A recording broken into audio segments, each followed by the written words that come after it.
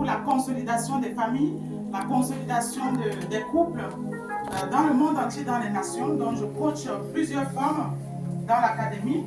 Donc actuellement, dans le groupe WhatsApp, on atteint à peu près 300 femmes que je côtoie au quotidien, que je participe en fait à leur restauration à travers les coachings, les exhortations, les prières. Donc je suis auteure conférencière et dans la vie, je suis gestionnaire ressources humaines en carrière paye au conseil départemental. Donc, je suis auteure dans la vie conjugale.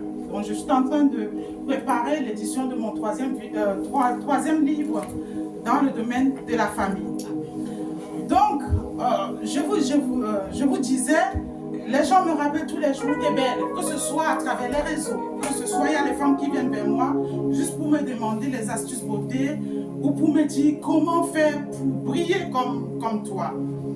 Et je vous dis, cela remonte à, j'avais 2 ans, lorsque je regardais entre les lueurs de la porte mon père adoptif qui tenait la main de ma mère pour la renvoyer chez eux en disant « Tu n'es pas fait pour le mariage ». Et mon histoire commence là, donc je me retrouve à commencer une vie d'orpheline. Une vie d'orpheline, c'est-à-dire tu te retrouves, tu es dans une famille adoptive parce qu'elle était tombée enceinte dans les années 83. Il fallait surtout cacher la grossesse. Il ne fallait pas que le monde le sache. Donc très jeune, premier amour, première grossesse, pour dissimuler la grossesse, on l'a glissée dans un mariage qu'elle n'était même pas censée être. Et pour préciser, ce n'était pas un mariage. Le concubinage dans lequel elle était la cinquième femme. Je me retrouve. Maman n'est plus là. À 2 ans, comment vous pouvez imaginer un enfant qui est sur une terre qui n'est pas la leur, dans une famille qui n'est pas la sienne? La maman n'est plus là. Le papa n'est pas là. Le papa adoptif, il n'a pas été là parce que le destin a voulu comme ça. Comment un enfant qui est bâti dans les fondations démarre dans ces conditions-là peut avoir une vie qui n'est pas semblable à la vie de Tamar? Comment? Oui, je n'ai pas dit Tamar dans le viol, mais ma destinée a été violée entièrement. J'ai été Tamar en ma manière. Parce que dans ce contexte-là, j'ai été souvent cet enfant-là qui devait ramener l'eau de la rivière, même si la rivière était à 10 km. On s'en fout parce que tu n'es pas l'enfant de la maison. Il faut remplir le fût. Il faut alimenter le fût. Vous savez, nous tous, nous avons vécu en Afrique. Nous savons ce qui se passe. Quand tu es généralement ce genre d'enfant, ça veut dire que les dernières courses de la maison, si on s'en rend compte à 21h ou à 22h, qu'il n'y a plus de pétrole dans la lampe, c'est toi qu'on envoie. C'est toi qu'on envoie. Si tu rencontres le serpent en route, ce n'est le problème de personne, mais pourvu que le foyer soit ravitaillé. Sur ce chemin-là, s'il y a à manger pour les enfants du socle familial, les enfants géniteurs, toi qui es un enfant dont tout le monde connaît l'histoire, s'il n'y a pas assez de manger pour tous ceux qui sont de la maison, toi, malgré que c'est toi qui auras fait le repas, c'est toi qui auras cherché le bois, c'est toi qui auras peut-être fait cette cuisine. Il faut que tout le monde mange, mais toi, tu n'en as pas. Mais après ça, c'est toi qui vas faire la vaisselle. Ça a été ça, ma vie. Est-ce que ma vie se limite là? Ça ne se limite pas là. Ça ne se limite pas là parce que oui, effectivement, il y a un Dieu qui existe. Si Dieu a permis que je sois comme Abraham, où il a dit, je t'enverrai vers le pays où je te bénirai. Quelqu'un peut m'ouvrir le livre de Genèse, s'il vous plaît?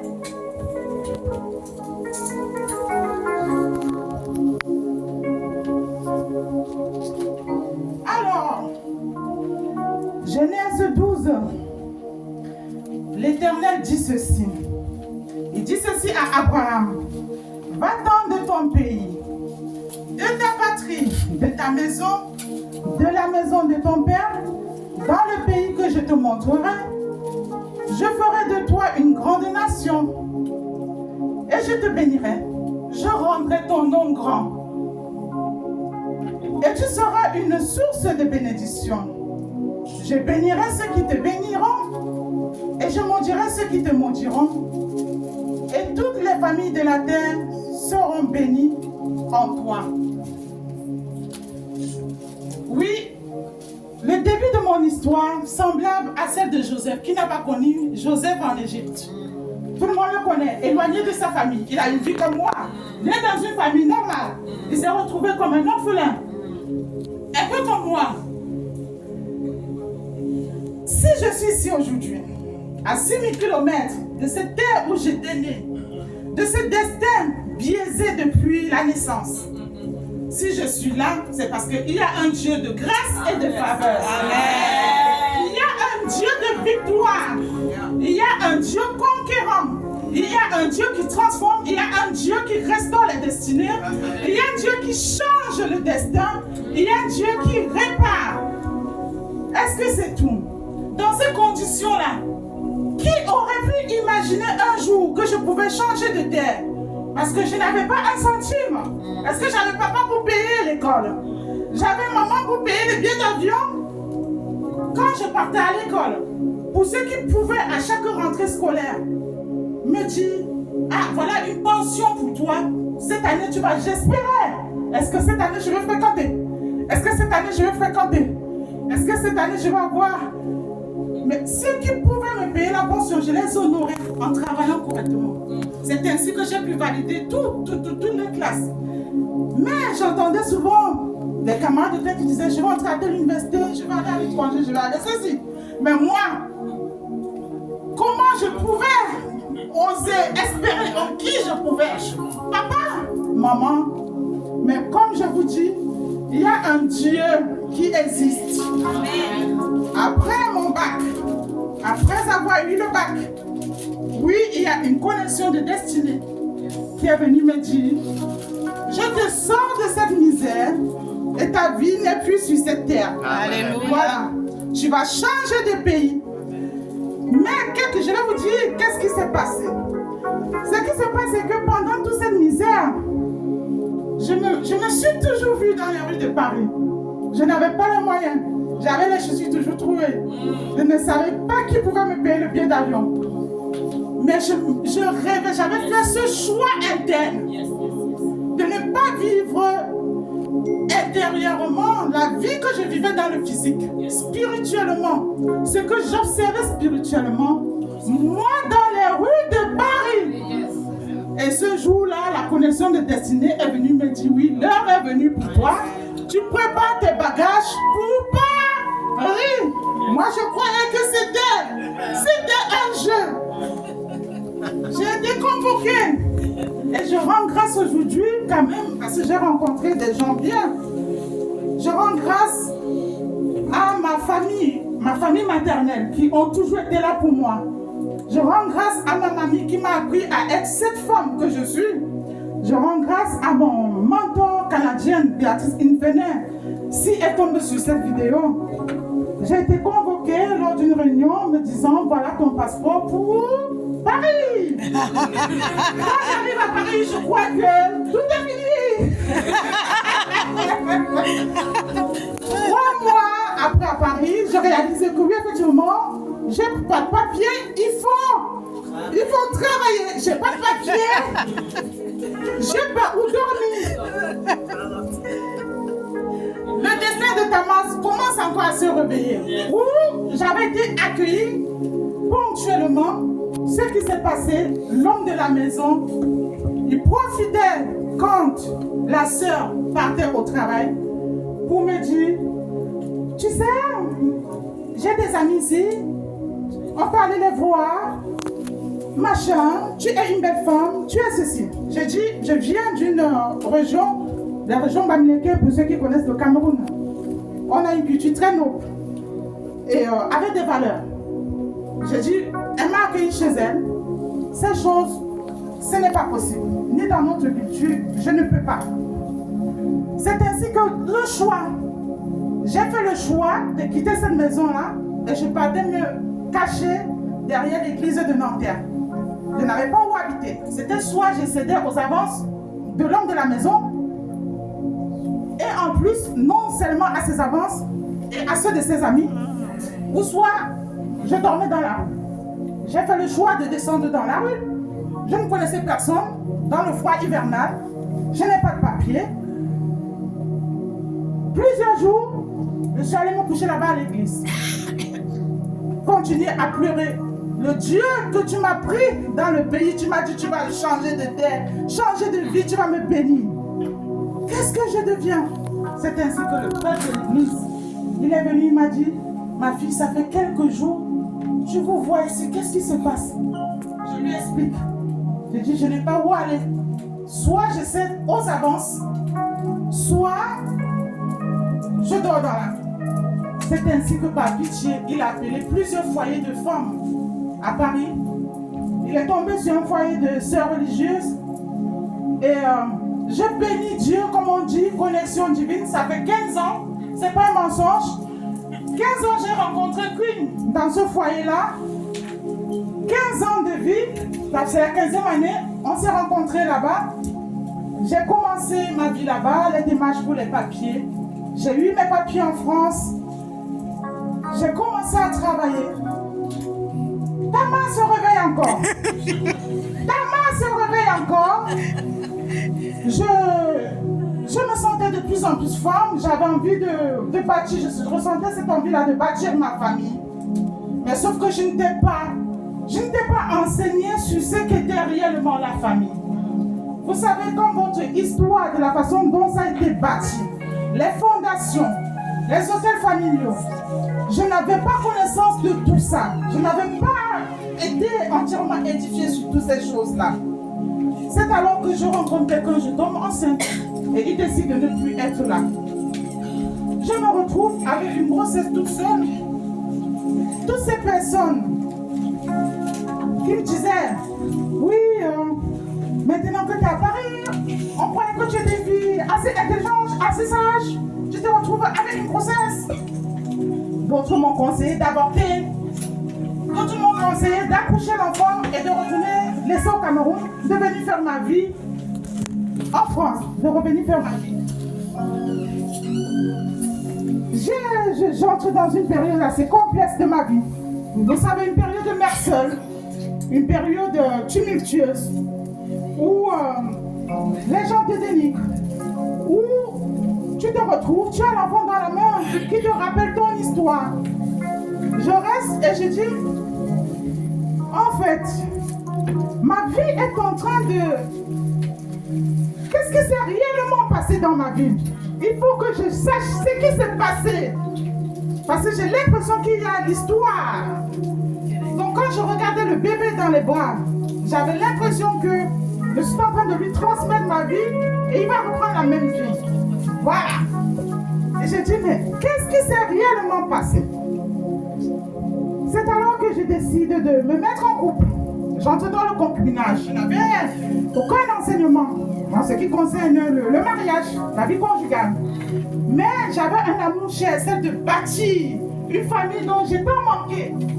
D'avoir un modèle parental où il y a une mère, un père qui peut élever un enfant. J'y suis allée par mes propres forces. Parce qu'il fallait à tout prix que la vie de mes enfants ne soit pas comme la mienne. Je ne me suis pas posé la question si c'était ma saison de mariage. Je ne me suis pas posé la question si c'était l'homme de destinée.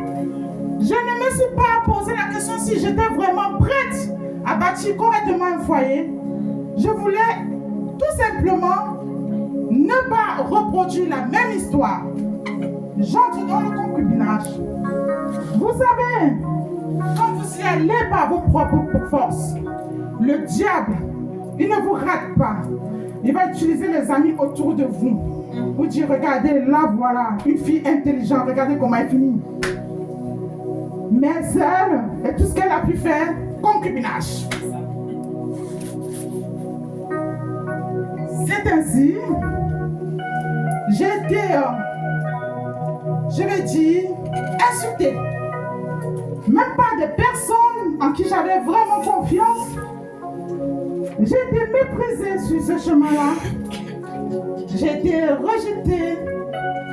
J'ai traversé des moments sombres, des moments douloureux. Oui, des nuits de pleurs. Oui, des moments de chagrin.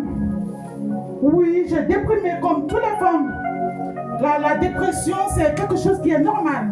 Si on ne se sent pas bien, oui, à un moment donné, quand les événements se reproduisent dans la vie, oui, on peut lâcher. J'étais au bas fond. Oui, je me suis retrouvée dans ce concubinage-là à refaire mes affaires. Et pourtant, on avait bien démarré. On avait acheté plusieurs biens. Dieu nous avait bénis, on va dire. Dans mon histoire, Dieu ne m'a jamais oublié. On avait acheté plusieurs biens. Je me retrouve à faire mes bagages. Une femme qui a plusieurs biens, qui professionnellement tout va bien, décide d'aller au 115 avec les enfants. Je suis appelée par une amie qui me dit non, ce n'est du tout pas possible. L'amie m'accueille chez elle pendant une semaine. Et pendant une semaine, je me dis, il y a quelque chose qui ne tourne pas rond dans mon histoire.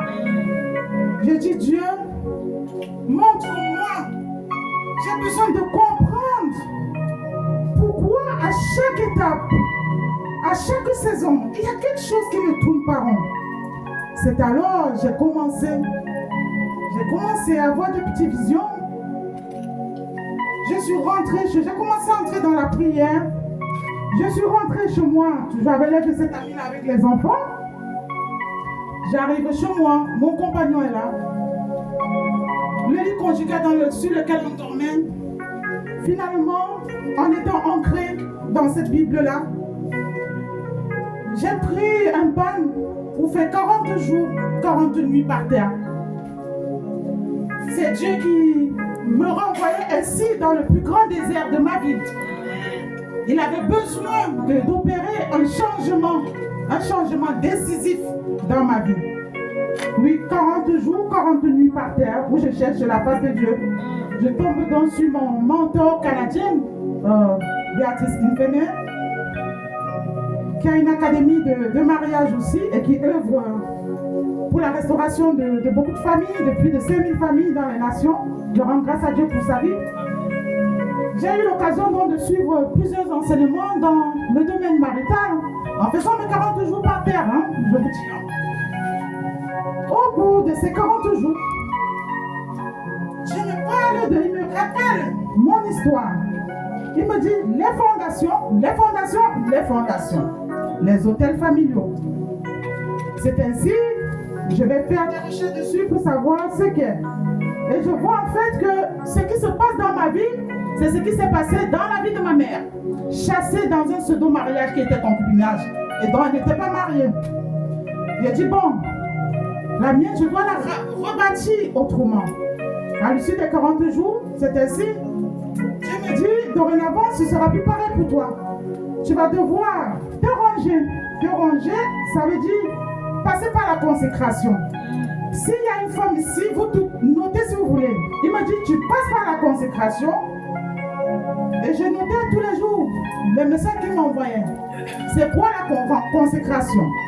La rencontre avec Dieu, la vraie rencontre avec Dieu, tu vas, dorénavant, tu vas œuvrer pour moi. Je dis œuvrer pour toi, comment? Tu vas travailler au ministère de la famille. Tu vas t'occuper des familles dans les nations. Je dis, wouh! Comment je vais pouvoir faire ça? Ces gens-là, les familles, elles sont où? Elles sont où les familles que je vais m'occuper? Du jour au lendemain, je vois les femmes qui m'appellent. Oh, vous avez vu sur Facebook? J'ai des problèmes de foyer, j'ai des problèmes de ceci, j'ai des problèmes de cela. Je dis, ah, peut-être c'est une réponse au message reçu. Je note les gens des femmes, je note les noms. Je commence à conseiller. Dieu me dit, pour faire ce travail, tu as besoin d'entrer dans le ministère divin. Voilà. Tu vas quitter le concubinage pour le mariage. Voilà. Pour parler du ministère divin, il faut que tu sois en règle avec le ministère.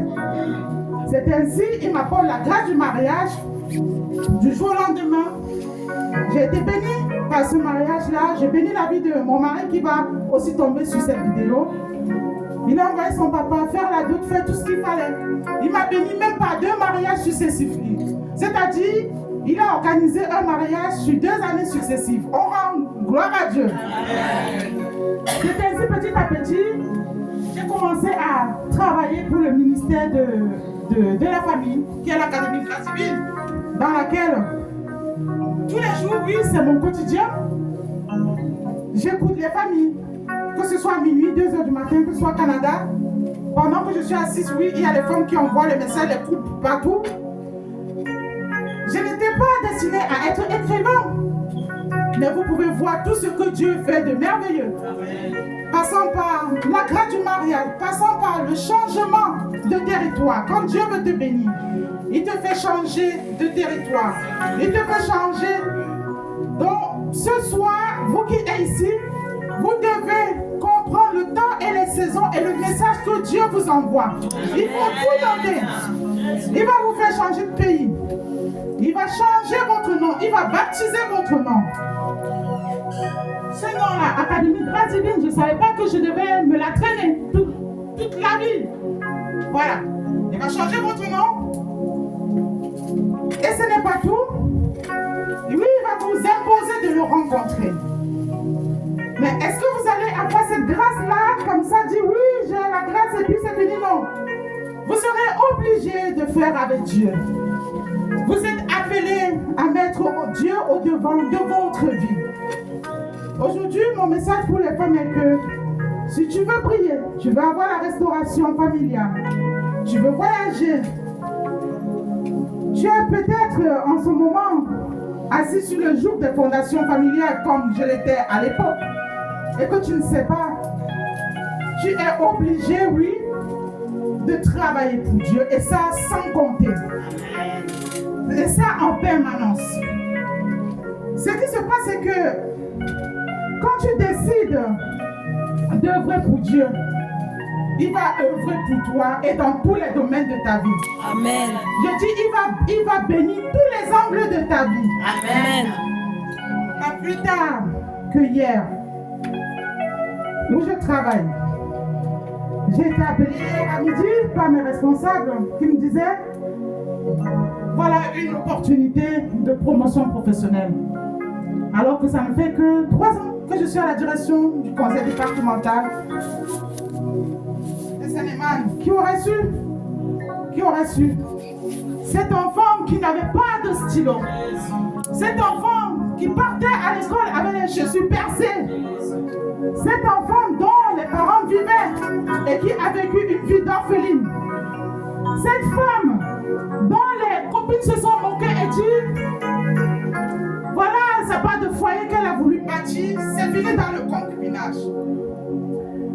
Aujourd'hui, moi je ne veux pas me glorifier, je dis tout est pour la gloire de Dieu. Si c'était sa grâce, ce n'est pas moi.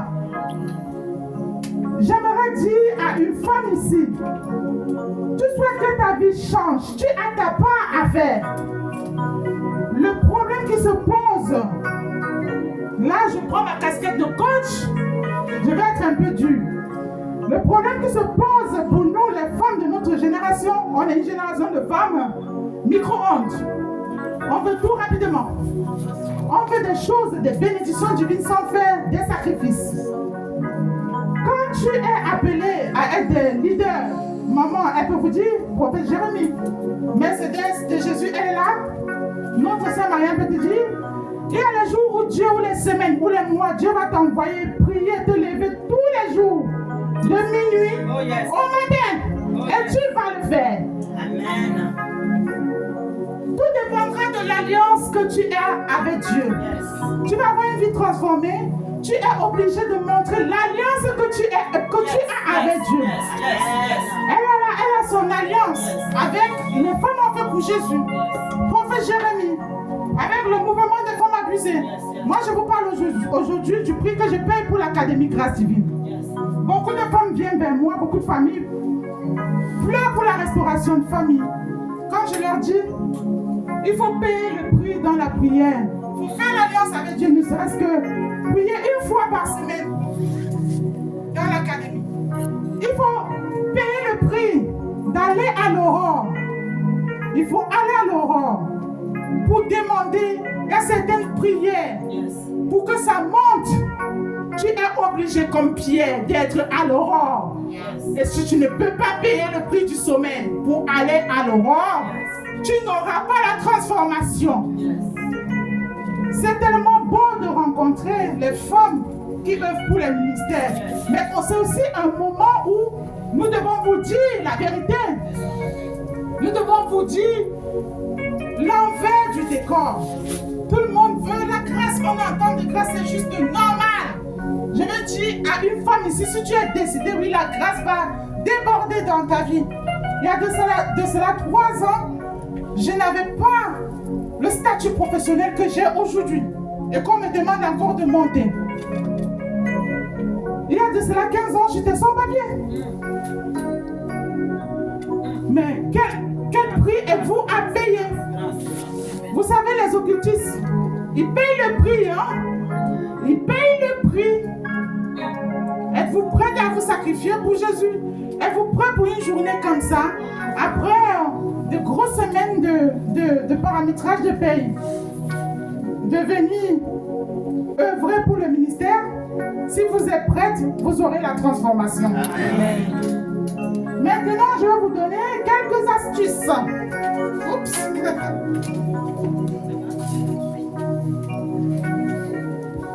Alors,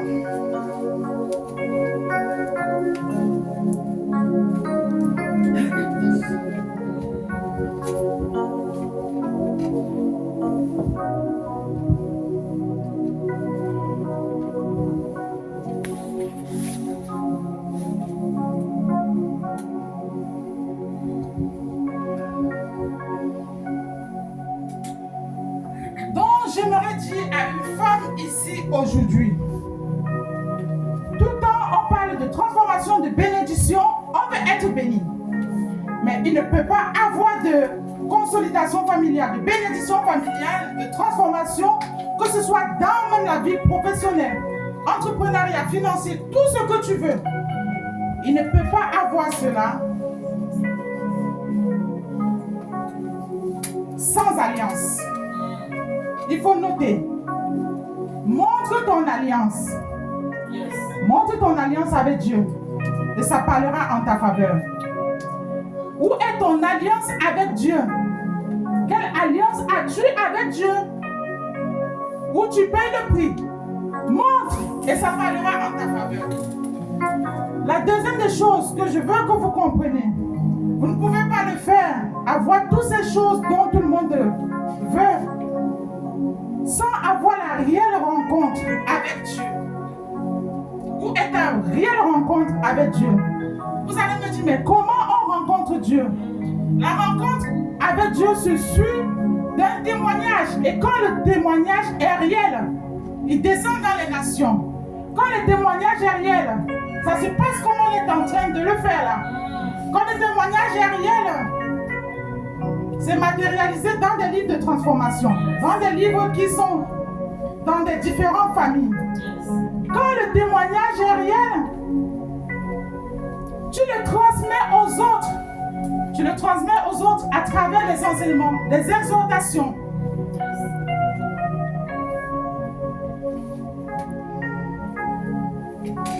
J'aimerais dire à une femme, aux hommes qui sont ici, pour avoir la réelle transformation, vous devez laisser Dieu être votre dévancier. Acceptez de ne plus contrôler, de ne plus être au contrôle de votre vie. Laissez Dieu prendre le contrôle. Pour laisser Dieu prendre le contrôle de ta vie, tu es obligé de te détacher de certaines choses, on appelle ça des péchés mignons. Les péchés mignons ici, ça peut être l'impudicité. Tu es attaché peut-être à ta drogue. Tu es attaché peut-être à ton alcool qui te fait perdre la tête. Tu es attaché à la procrastination.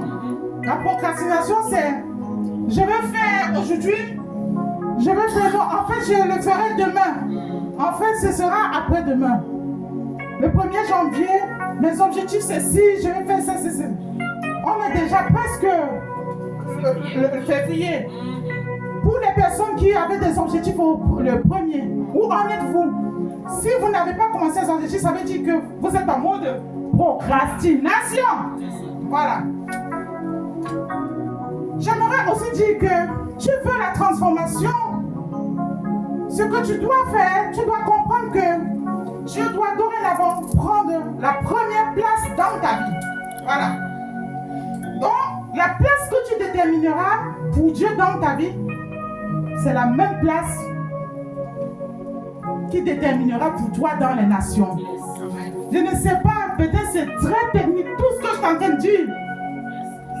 La place que tu donneras à Dieu dans ta vie, c'est la même place qui te donnera dans ta vie professionnelle, dans ton mariage, dans ton futur mariage, dans ton entrepreneuriat, dans tes activités, mais tout ce que tu as envie de mettre derrière.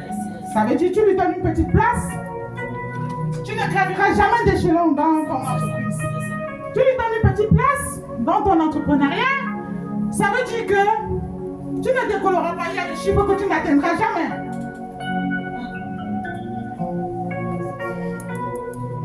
J'aimerais aussi dire que si tu veux la transformation, tu dois poursuivre Dieu, vaille que vaille. Tu dois le poursuivre partout. Tu dois le poursuivre partout. Parce que si tu cherches Dieu, ce qui se passe si tu cherches Dieu, tu vas le voir en bien dans tous les domaines de ta vie, dans ta santé, dans tes finances, dans ta beauté, dans ton élocution. Au début de cette année, entre la transition, c'était presque vers fin décembre, j'ai vu les cadeaux venir partout du monde entier chez moi. Les gens m'envoyaient plein de cadeaux. Et les tasses, ceci, Canada, le miel, tout. Ça veut dire que parce que j'ai appris à honorer Dieu par ma vie, à payer le prix, il a débloqué dans ma vie la loi de l'honneur. Je suis honorée partout. Partout. Et puis hier à midi, j'avais presque les larmes qui coulaient. Je disais, je suis à moins de 3 ans dans cette entreprise-là, mon Dieu. Le salaire que j'ai, ceux qui ont fait 15 ans et qui sont les enfants du pays ne l'ont pas. Parce que j'ai appris à honorer Dieu par ma vie. Si tu honores Dieu avec ta vie, il va honorer tous les hommes. Tout ce que tu cherches. Tu veux quoi? Le mariage? Tu veux sortir du concubinage? Qui vit un mariage malheureux en ce moment? Qui espère à la grâce du mariage? Qui veut la restauration du mariage? Qui veut la restauration dans la santé? Honore Dieu. Donc je vais finir cela par quelques exemples des personnes que j'ai eu le privilège de souvent les lire, de lire leur histoire, de relire. Je coach avec ces histoires-là. Et parfois même, il m'arrive sur mon temps de pause, le midi, d'écouter via YouTube, réécouter leurs histoires. Vous avez vu Abraham, le père des nations. Est-ce que sa vie, au début de sa vie, il était appelé futur père des nations? Il n'était pas appelé futur père des nations. Nous savons toute son histoire. Nous savons ce qui s'est passé avec Sarah. Nous savons que tout n'était pas prédestiné. Mais c'est parce que dans sa situation, dans sa condition, dans son attente, il a suivi la direction divine. Et ce qui se passe pour notre génération, c'est que on a la voie divine qui est là, mais on préfère la laisser pour prendre l'autre voie. J'aurais pu au cœur de Paris être une prostituée, je suis une belle femme. J'aurais pu choisir de me vendre pour avoir des sous. Il y en a plein qui le font, d'ailleurs. J'aurais pu faire ça. Il y a les sugar daddy qui existent. J'aurais pu choisir cette vie-là. Mais pour avoir fait des choix et dire non. Non, parce que ça ne fait pas partie de mes valeurs. Ça ne fait pas partie de Jésus, ça. La prostitution ne fait pas partie de Jésus. Le mensonge ne fait pas partie de Jésus. Je ne choisirai pas ça. J'ai souffert. J'ai souffert. Le témoignage vient après 15 ans. Mais regardez tous les miracles que Dieu a fait. Amen. Mes beaux enfants, un mari gentil. Ce matin, quand je partais, qui était là? C'est monsieur qui repassait ma robe et disait, maman, vas-y. Maman du ministère. Maman du ministère. Vous voyez, je vais citer quelqu'un, après ce sera à la fin, pour moi en tout cas. Regardez Joseph. Je regarde toujours sur Joseph. Parce que son histoire avait commencé comme la mienne.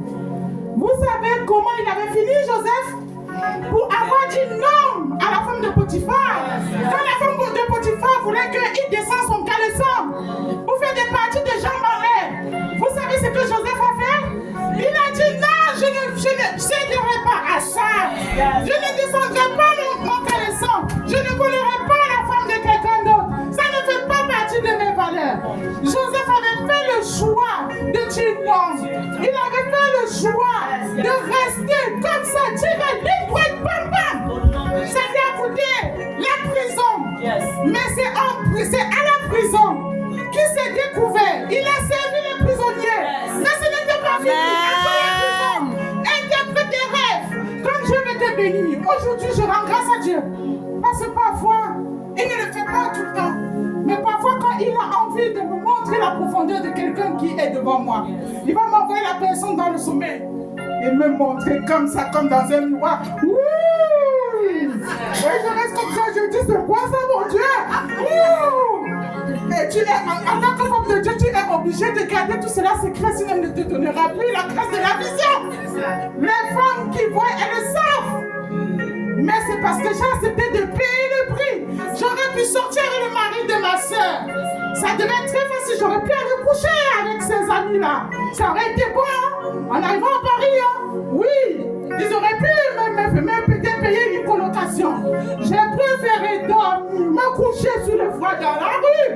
Amen. Parce que j'ai choisi de dire non à ce qui ne correspond pas avec Dieu. C'est Jésus qui gagne.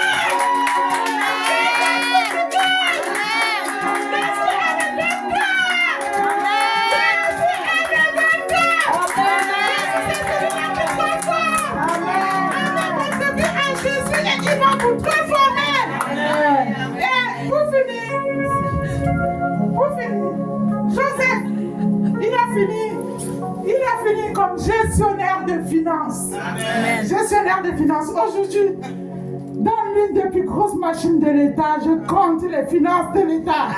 C'est là où on voit que j'ai un